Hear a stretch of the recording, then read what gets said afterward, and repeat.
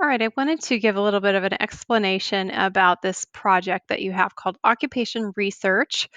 Um, there is a slideshow that you're going to be completing, and there is a template attached to the assignment. So the template looks like this. It's got 10 slides in it. You do need to keep all 10 slides and you need to put something on all 10 slides. It's up to you if you want to add more slides, but you're not getting any extra points for that unless you just have one slide where you really can't fit everything and you want to extend it into 2 slides. That's totally fine. Now, there's going to be several things that are asked specifically. So just to get started, you are going to need to pick one occupation, preferably something that you included on your Intro to Occupations worksheet that just had 3 occupations and you were doing just a little bit of preliminary research on those. So hopefully you're now narrowing it down to one occupation that you really want to research and know more about and see if it might be a good fit for you in the future. So looking through the slides, the questions are there, and anything in blue is where you are going to enter your own information about that occupation. So most of the items you'll be able to find on Missouri Connections. So if you need to, if you don't remember your sign in, I believe you can go to guest login and sign in that way to be able to access the information. But if you remember your login, go ahead and log in. Oops, does that to me every time for some reason. And then this is the screen that you'll see. You can go to My Portfolio and go to Sort and Assessment Results. And then you can look at the career cluster inventory that you completed before, restore answer set, continue, and then you'll go back to the screen here where you see your results. Now these are career clusters, not careers, so you'll need to click into there and then scroll down to where it says occupations to hopefully find one of the occupations that you want to look for, right? So you choose one, and then within that, you should be able to find most of the information that's on the slides. Things like task list is going to show you what do you do all day. Even looking at the overview, you might be able to get some of the answers. You've got common work activities. That's another one that's probably going to answer the questions on slide 2. What else? Working conditions is probably going to tell you like your hours. Down here, it asks typical work schedule, work environment, meaning what are the physical conditions? Are you working indoors, outdoors? Is it heavy labor? Is it with computers? Different things like that. Why is this a good fit for me? So this you're not going to find on Missouri Connections other than looking at the typical work environment and deducing for yourself whether or not that fits your interest and skills.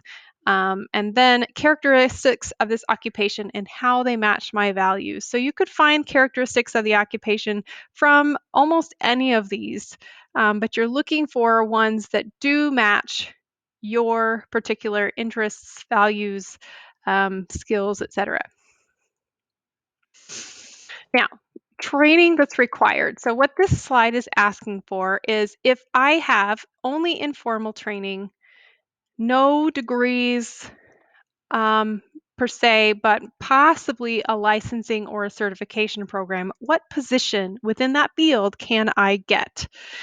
You have to kind of read between the lines a little bit on here, but you should be able to go to preparation and it's going to tell you what your like basic education requirements are. In this case, it says have to have a bachelor's degree. So you could not do this job if you didn't have a bachelor's degree. So right here is where you would write the name of this job. And then you would say, in the ones before that, you could say, like I can't do this job if I only have an associate's degree or if I have only informal training. But then with a master's degree or a professional or a doctoral degree, what could I get instead? And you may have to do a little Google searching to find the information for that. Okay, slide 5, asking about what skills you need to be able to do this job effectively. And so there is a skills and abilities tab that's going to tell you what skills you need to be able to do. So you'll list three transferable skills, meaning these are skills that you could use in this occupation, but also several other occupations or even just in your personal life. Things like speaking clearly, that could help you in any number of ways in your life. That's what a transferable skill is.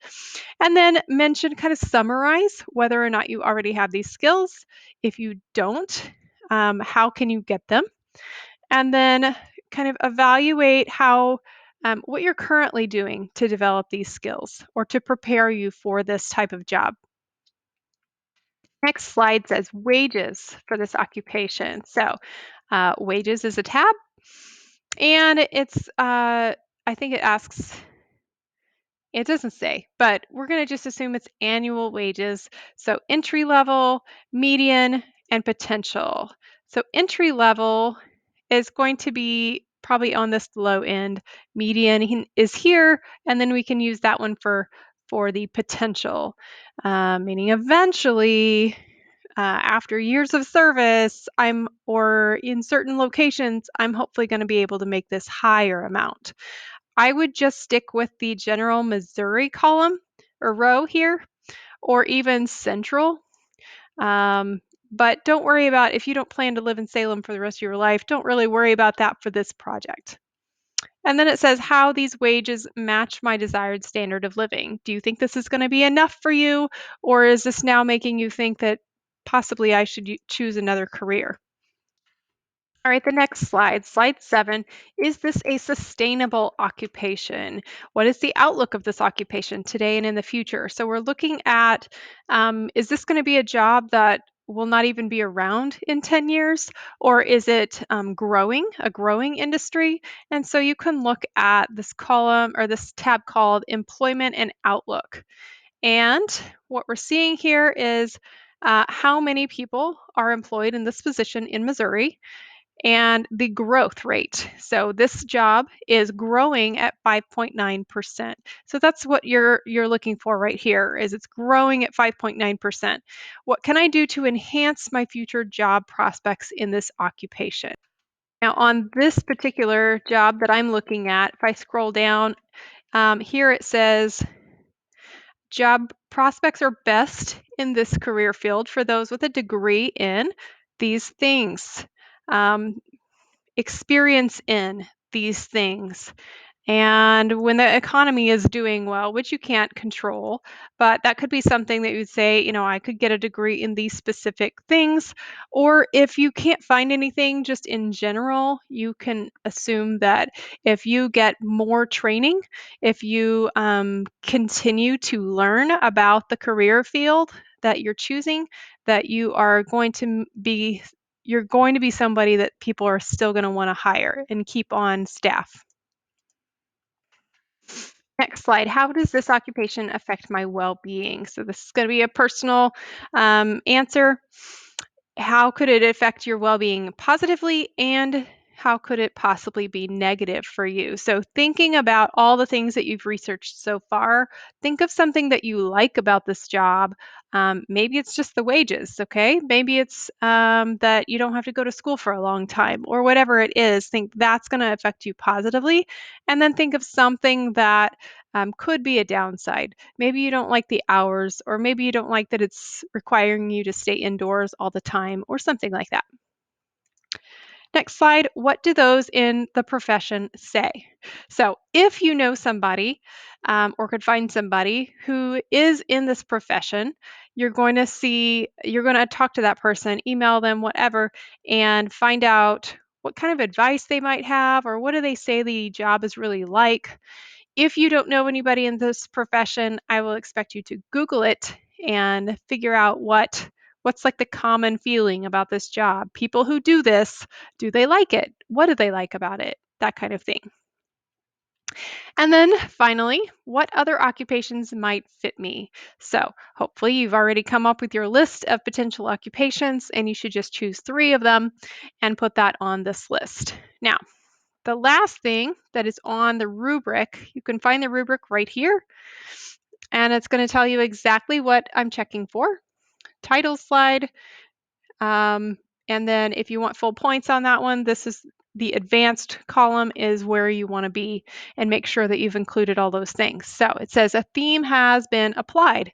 That's the first thing. If you do not apply a theme, you're going to automatically lose 10 points on this project. So go to your slideshow, go to theme, and you've got several options over here to the left. If you just click on one, it automatically applies it and you've just earned yourself 10 points. Back to the rubric, it says all sections are complete. So if you leave any sections blank, you're going to lose points for that. Formatting has been adjusted to fit all text. So whenever you add your theme in there, you do need to go back through all the slides and make sure that it didn't make your text all wonky, things overlapping, running off the page, anything like that.